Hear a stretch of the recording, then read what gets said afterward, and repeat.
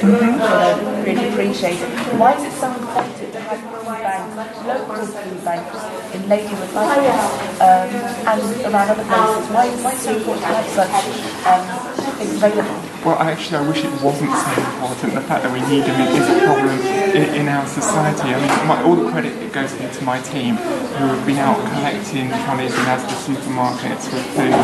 The generosity of people has been absolutely amazing, and so it allows us to live here today. But the concern is, I'm a member of the European Parliament, and we give £53 million every single day to the European Union, and we actually rely on charity to feed the poorest in society.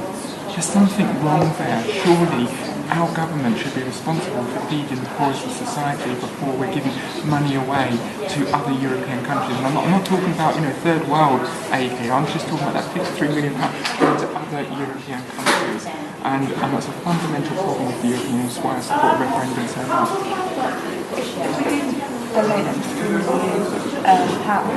Would there be what backlash would Britain expect?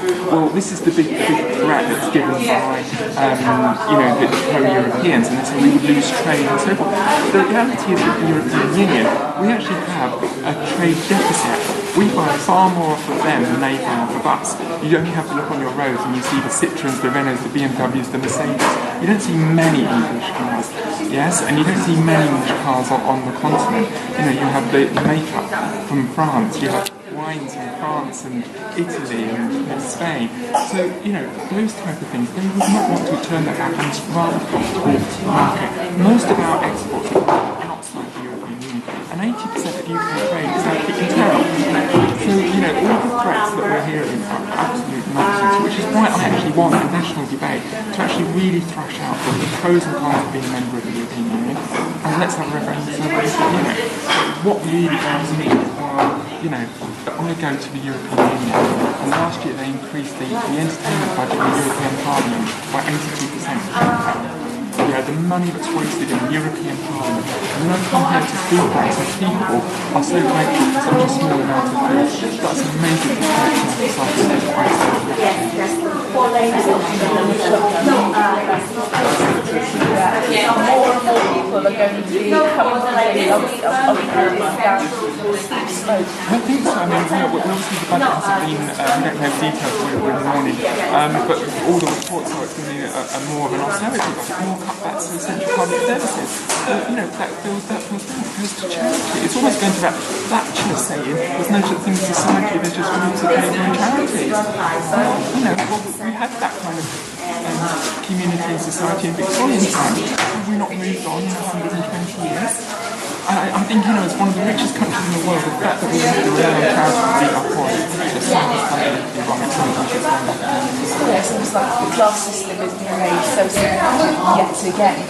And as you said about the class of our own, what statements do you what would you say to something stand out and say what we need to do next? What we actually need to do is actually make a fundamental decision about the EU, because there's £53 million a day. I mean, there's pros and cons of that, and I'm not saying it's all one-way traffic, it's all bad for us. There are pros and cons, but that's why we need to debate.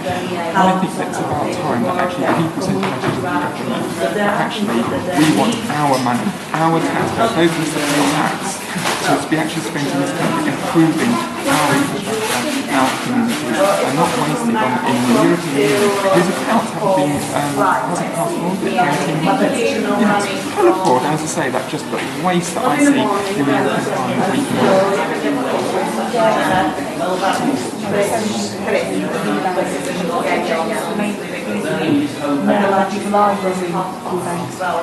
Well, I think there's obviously been this government coalition have really draconianly cut certain benefits. Obviously we all understand, and I think most people agree that some people are playing the system and we need to catch them. But I think what the coalition has done, rather than actually using expertise to catch those people, they have just cast their net far and wide. And unfortunately too many genuine people have been caught in that net, and that's, I feel really angry about that. I really do, and it's probably why, I've got my team to do this as well. I mean, we issued a debt booklet, because debt, I find debt as a way that people control And I grew up in a council estate, and I can see that, and I've still got family who live in the council estate, and they borrow, they pay for their own meal, they borrow, even those who benefit, they can get new televisions. But of course, once they're in debt, they're controlled.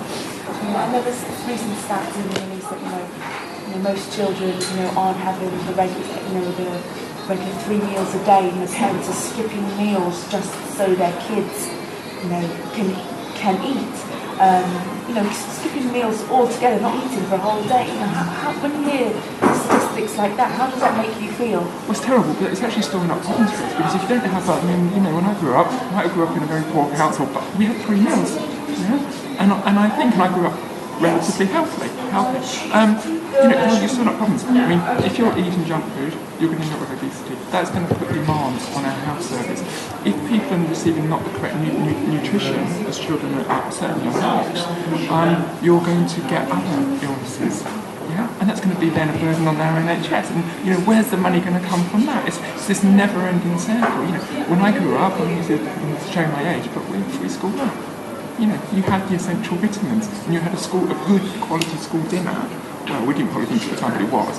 And that was the nutrition. It didn't matter what your evening meal was. You had your nutrition during the day at school. So what you're saying in regards to the budget, you understand they need to be cut. They need to be in the right places. Absolutely focus. I mean, first of all, you've got to invest in many different levels in our children. Yeah, in their nutrition and their health, as well as their education. Yes, because you're only storing up problems for 10, 15 years' time. And the heartbreaking idea that these food banks say they really just need nappies. Nappies? Yeah, and we've also heard, with Easter coming up, that last year, someone got this food bank, another food bank, they said they gave an Easter egg to a kid last year in the father's first years. Because obviously he couldn't afford an Easter gift for his child. That's just makes you... So things that we take for granted. People coming here and it's like an Easter egg, isn't it? Parents' wildest dreams to give their families. That's the times you come to. I know, and that's why, as you can probably tell by my voice, I'm really agitated about it. And we need to do something about it. Brilliant. Thank you very much.